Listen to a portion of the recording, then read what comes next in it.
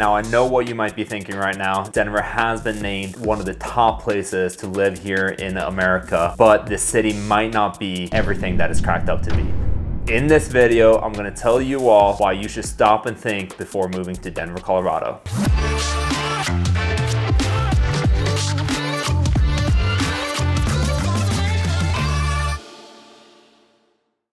First of all, welcome back to all of our returning viewers. If this is your first time checking out me on the channel or Corey, this is a channel where we both talk about everything about living in Denver, Colorado, as well as Colorado as a full state. We do neighborhood guides, tell you all of the best places to go eat, play, and have fun in this city. If you're interested in all those information, please feel free to hit that subscribe button and make sure to hit the bell notification as well so you're notified on all of our future videos. Additionally, if you're looking to relocate to Denver, please feel free to give Corey or I a call. Hit the link in the description to get in touch with us. We would love to hear more about where you're coming from, why you're considering this city, and then ultimately help you find that right neighborhood, that right house, and get you and your family settled into this city in the seamless best way possible. So let's talk about why you maybe should not move to Denver. For starters, I just want to preface this video by saying that Denver is actually in fact one of the best cities to move to in Colorado. We've done a few videos in the past about why you should move to this place and all the benefits that this city comes with. But as I mentioned in this video, I want to talk about some of the drawbacks that this city will present to you. As you hopefully know by now, Denver is a city situated right at the foothills of the Rocky Mountain range. And with that, we have some of the best outdoor activities that you can truly ever imagine. During the summer, I personally love to go on a lot of hikes, but in the winters, you also have some of the best ski resorts and some of the best terrains to really explore on those deep powder days. However, one of the drawbacks that Denver does come with, we have very extreme weather. For example, in the winter, it does get really cold here. 2 days ago, it was actually 75 degrees and sunny, and I was hanging out with some friends by the pool. Just a fantastic day. And then yesterday, it was actually snowing. We had 13-degree weather. It was snowing. A lot of people just kind of locked their doors and stayed at home. But that is something that you have to be aware of when you are moving to Denver, that our weather, especially during the winter, is very polarizing. It can be hot one day, it can be snowing another day, and it can be bone-chillingly cold other days. And I don't think I have to say this, but when you are in the mountains, it does get quite significantly colder there than it does down here in the metro area. In the summer, we also have pretty extreme heat. One of the best parts about living in Denver is that the heat that we do have here is very dry, humid heat. Unlike in Florida, when you go outside in that 95-degree weather, 99% humidity, you'll be sweating immediately. At least I did when I was growing up. But moving over here, it is 95 degrees. It could even reach 100 to 110 degrees, but it is that very dry heat. So you can expect to find a shade and your body will cool down quite a bit. But that is something that you have to keep in mind when you are moving here. However, in the springtime as well as the fall time, it is actually very temperate. It is very nice. In the springtime, there is a little joke going around in this city as well as the whole state, is that we go from winter to summer, the second winter, then we have a little bit of spring, the third winter, and then now finally the true spring.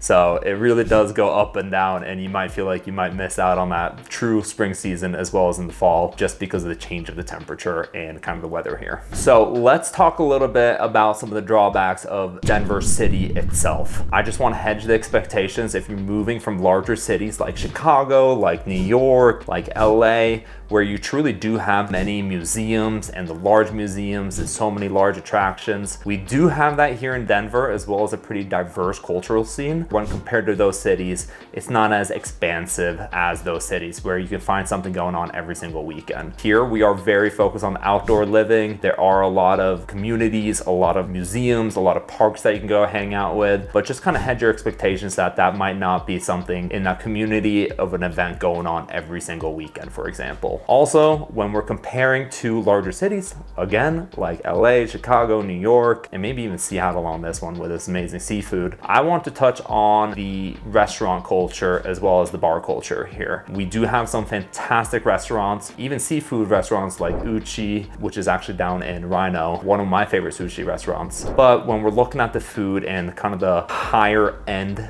restaurants in the city, we do have several of them for you to enjoy. That being said, this city and this state, we are so well known for some of our world-class breweries. We do have Coors facility right out here in Golden that actually manufactures and supplies Coors for all of America. But we have several small, unique local breweries scattered throughout Denver Metro, as well as all of these smaller mountain towns.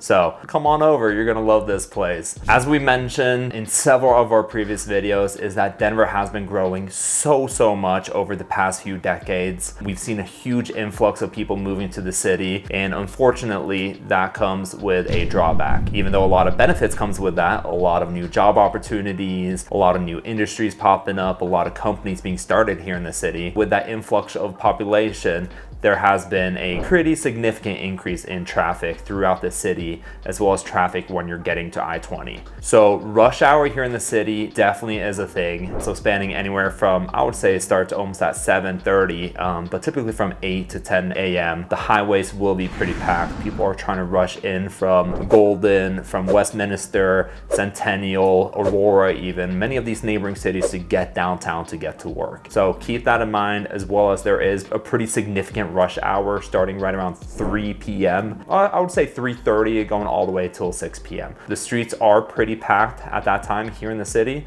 So if you can avoid driving during those times, that would be highly recommended. While we're on the topic of traffic, I feel like I would do you all a huge injustice if I did not talk about the traffic from Denver Metro going into the mountains, in particular on the weekends during the winter season. There are a lot of people trying to go skiing, so keep that in mind. The golden rule that I like to follow, try to be on the road before 6 a.m. If you get on the road before 6 a.m., you're gonna avoid a lot of that traffic going into the mountains. A lot of these resorts, they start their chairlifts to open up right between 8:30 and 9 a.m. Even though if you leave that early, you are going to be there a good time before, but that does give you some time to eat breakfast up there to kind of prepare for the day and get all your gear on and get ready, so you're ready for that first chair. If you leave, say 7 a.m., 8 a.m., you will be stuck in quite a bit of traffic. And when I say quite a bit of traffic, this might be an hour, really hours plus delay getting to the mountains. This also happens when you're driving back home to the mountains. I like to ski during the morning just so I can leave before closing of the mountains to avoid that traffic to get back home. Just always keep in mind, especially on the weekends, weekdays is much easier and seamless to get up and down from the mountains due to the less amount of people going up. On the weekends, there are really a lot of people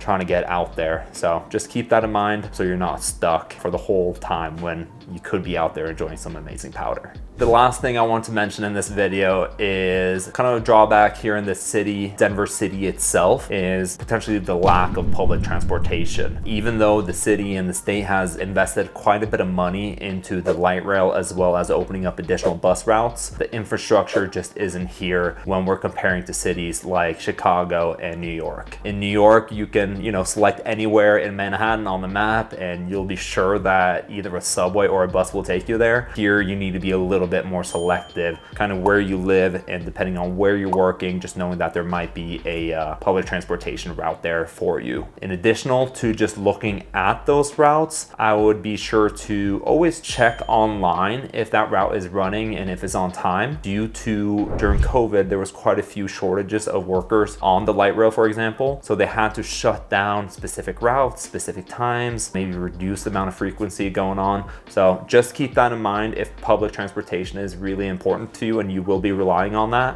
or let me and Corey know about that when you are relocating here so we can find that perfect pocket to live in, either if that's downtown, in the suburbs, so we can just kind of keep your commute in mind to really give you the best life in the city that you had envisioned for yourself.